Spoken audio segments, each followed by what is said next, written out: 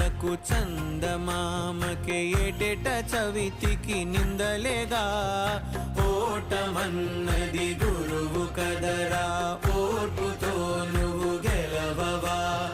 రేపుకే దిక్సూచి నిన్న రెక్కలే చుక్కానిరా నీరు నేలా ఆకాశం నీపై చూపెను పాశం దారే తప్పిన పాదాలు గాడిన పడితే సంతోషం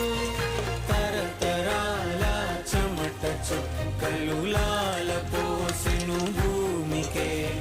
బాధ్యతగా కొనసాగినా